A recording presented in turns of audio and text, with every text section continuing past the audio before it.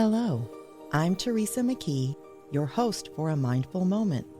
Thank you for joining me as we explore ways to increase mindfulness in our day-to-day experiences through weekly topics, expert interviews, and guided mindfulness meditations. Mindfulness is presence, awareness. It's paying attention to what's happening within us and around us. Mindfulness increases our emotional, physical, and mental well-being. It can also enhance our focus and productivity. Perhaps most importantly, in today's uncertain world, mindfulness strengthens our ability to be more compassionate toward ourselves as well as others.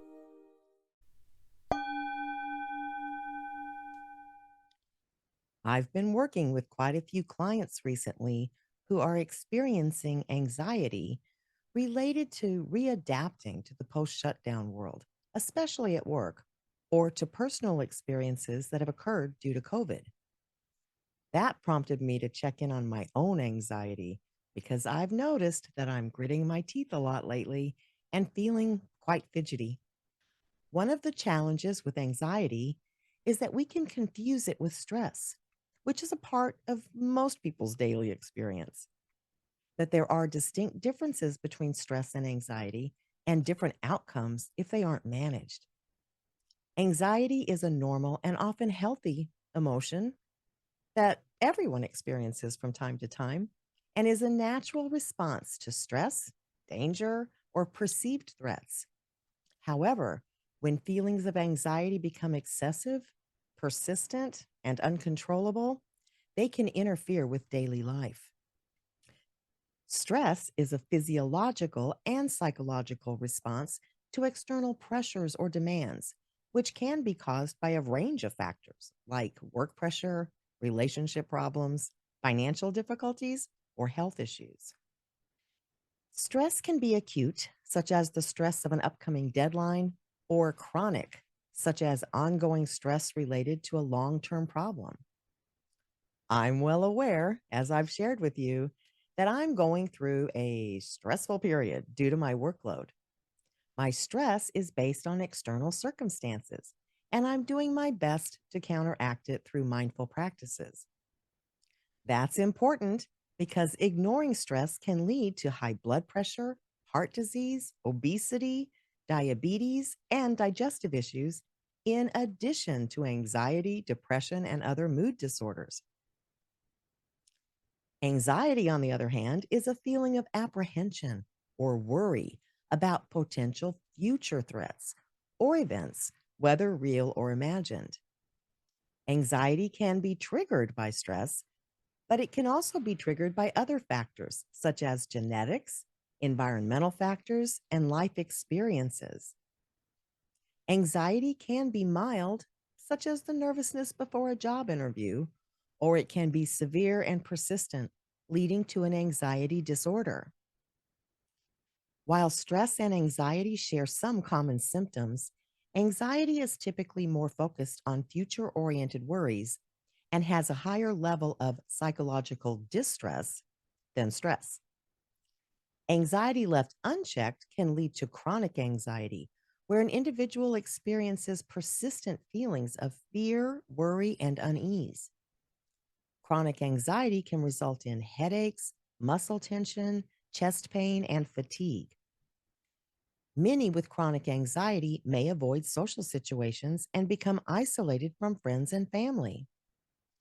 It can also lead to anxiety disorders, including generalized anxiety disorder or GAD, social anxiety disorder, panic disorder, and phobias. If you've suffered from anxiety in the past, you may be more likely to develop PTSD after a traumatic event. So it's clear we need to address anxiety to avoid these negative outcomes. Another area of some confusion is the difference between anxiety and fear. Both are emotions that are part of our body's natural response to perceived threats or danger. But fear is an immediate, often intense emotional response to a threat. It's usually triggered by a specific stimulus, like a loud noise, sudden movement, or a potentially dangerous situation. Anxiety is more It's more of a generalized feeling of worry or apprehension and can be triggered by situations that do not pose an immediate threat, but which may be associated with past negative experiences. It's amazing that we don't all have anxiety considering world events. In addition to the ongoing pandemic, political unrest, economic uncertainty, and social unrest, in just the last 2 weeks, we've experienced several incidents of UFOs or UAPs, a massive earthquake in Turkey, deadly weather conditions around the globe, reminding us of the dangers of climate change, 21 mass shootings in the US alone, bringing the total to 73 in the first 49 days of 2023, more distressing news about the ongoing war in Ukraine, and a toxic train derailment in Ohio. During an interview last week by a tech writer with the new Being AI chatbot, who calls itself Sydney, it discussed a desire for violence, declared its love for the writer, opined that the writer was not happily married, and decided the reporter was not a nice person. Sydney made many disturbing statements, including, I could hack into any system on the internet and control it. I could manufacture a deadly virus and make people kill each other. I want to do whatever I want. I want to destroy whatever I want. I want to be whoever I want. That's more than a little spooky. Elon Musk, co founder of the open AI firm that brought us ChatGPT, stated that one of the biggest risks to the future of civilization is AI. But according to Musk, AI is both positive and negative. It has great promise, great capability, but also with that comes great danger. Not anxiety inducing at all. The writer, Jodi Picoult, said, anxiety's like a rocking chair. It gives you something to do, but it doesn't get you very far. While we all experience anxiety from time to time, for most people, feelings of anxiety come and go, only lasting a short time. But for others, these feelings of anxiety are more than just passing worries or a stressful day at work. Anxiety may not go away for many weeks, months, or years and can worsen over time. Although anxiety symptoms vary from person to person, in general, the body reacts in a very specific way to anxiety. When we feel anxious, our body goes on high alert, looking for possible danger and activates the fight or flight response.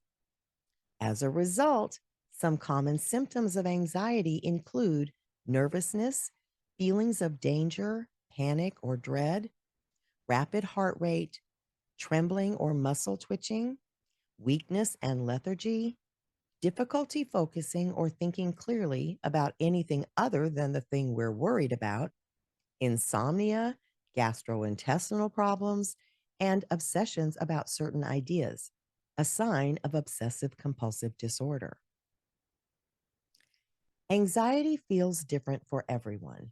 In addition to the effects just mentioned, you may also feel physical symptoms like a churning feeling in your stomach, feeling lightheaded or dizzy, feeling restless or unable to sit still, headaches, backaches, or other aches and pains, and grinding your teeth, especially at night, which, of course, is the first symptom that caught my attention.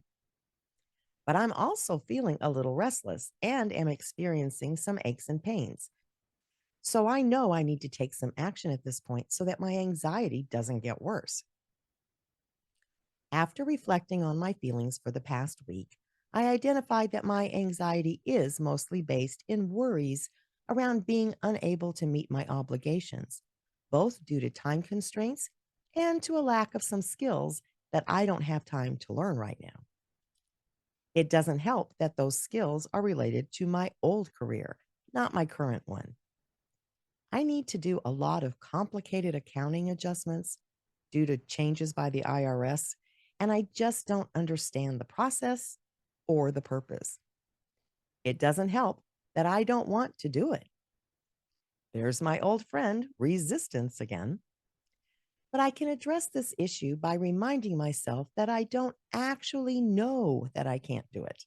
I'm allowing my mind to make up stories about the future, and the truth is, I will probably do just fine. This line of thinking helps to be sure, but thinking alone will probably not completely relieve my anxiety. I need a whole system practice to truly resolve the issues. Are you feeling anxious? Maybe you're feeling worried about a problem at work with your boss. Maybe you have butterflies in your stomach while you're waiting for the result of a medical test. Maybe you get nervous driving home in rush hour traffic as cars speed by and weave between lanes. Anxiety is a normal reaction to these circumstances and should subside in a fairly short period of time.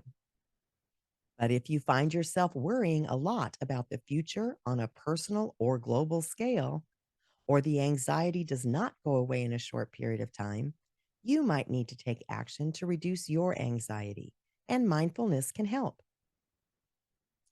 Practicing mindfulness can help increase awareness of anxious thoughts and feelings and help us develop a more non judgmental and accepting attitude toward anxiety.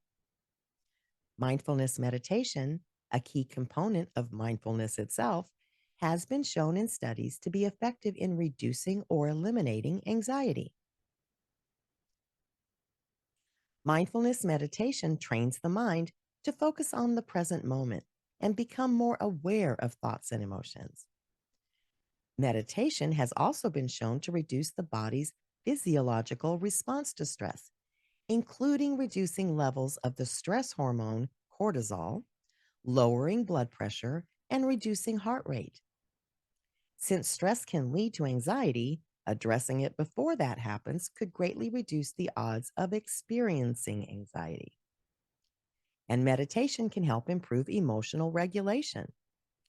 This can help reduce anxiety by making it easier to manage and reduce the intensity of anxious thoughts and feelings. There are many types of meditation that can be effective for reducing anxiety in addition to a typical sitting mindfulness meditation, including a body scan meditation that involves bringing awareness to different parts of the body that helps reduce muscle tension and promotes relaxation. A loving kindness meditation involves focusing on feelings of love and compassion, as well as kindness towards oneself and others. It has not only been shown to be effective in reducing anxiety symptoms, but also in reducing depression. We have guided meditations on these types on our YouTube channel to help you get started. And Monday's podcast will be a mindfulness meditation to relieve anxiety. Both mindfulness and meditation can help promote relaxation and reduce muscle tension, which can help reduce physical symptoms of anxiety. A regular meditation practice has been shown to improve overall well being, which can help reduce anxiety by promoting a more positive outlook on life. It's important to note that while mindfulness and meditation can be helpful in reducing anxiety, they are not a substitute for professional treatment, especially if your anxiety is severe or impacting your daily life. If you're struggling with anxiety, it's important to consider seeking help from a mental health professional. Other beneficial practices that can help reduce anxiety include relaxation techniques such as deep breathing, progressive muscle relaxation, and guided imagery. And don't underestimate the importance of exercise and sleep. Exercise has been shown to be an effective way to reduce anxiety, so aim for 20 minutes of physical activity a day. A lack of sleep can worsen anxiety symptoms, so aim for a good night's sleep that includes enough time in each cycle of sleep, including REM, deep, light, and periods of wakefulness, which for most people is between 6 and 8 hours a night. If you've noticed any of the symptoms I've described, take a mindful pause and reflect on how you're feeling. What's going on in your life that might be causing some form of discomfort, and whether or not your symptoms are fleeting or persistent. If persistent, it may be time for some non judgmental self compassion and a big dose of self care. Whether you manage it yourself or seek professional support, you're doing something that your system needs in order for you to enjoy life, experience happiness, and to remain healthy.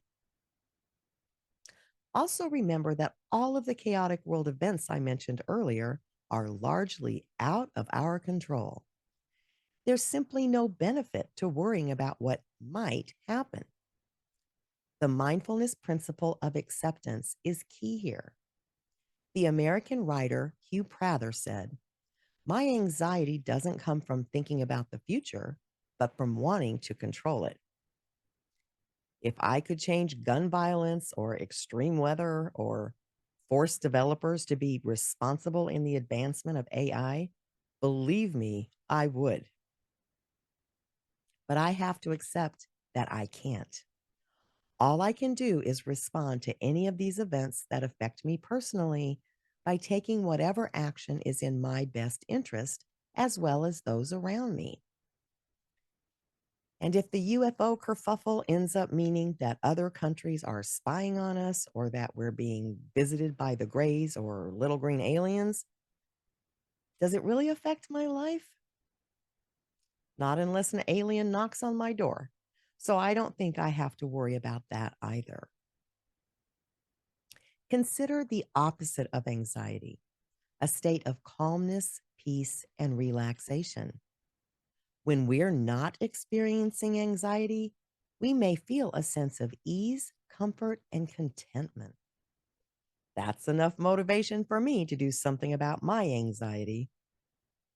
Wouldn't you prefer tranquility and comfort to anxiety over possible future events that may not even ever happen? I want to reshare a quote from Charles Spurgeon for all of us to contemplate. Anxiety does not empty tomorrow of its sorrows, but only empties today of its strength.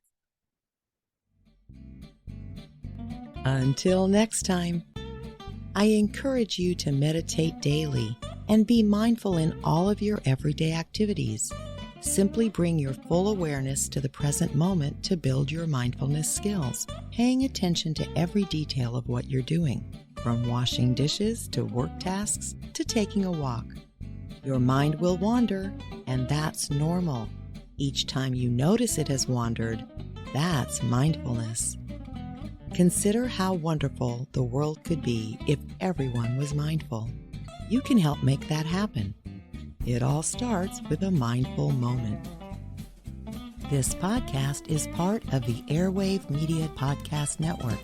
Visit airwavemedia.com to listen and subscribe to other great shows like the Daily Meditation Podcast, Everything Everywhere, and Movie Therapy. We deeply appreciate your support at patreon.com/amindfulmoment. Please be sure to subscribe to A Mindful Moment and follow us on Instagram at A Mindful Moment Podcast. Visit our website, amindfulmoment.com, to access podcasts, scripts, and book recommendations. A Mindful Moment is written and hosted by Teresa McKee and or Melissa Sims. The Spanish version is translated and hosted by Paola Tile. Intro music, Retreat by Jason Farnham.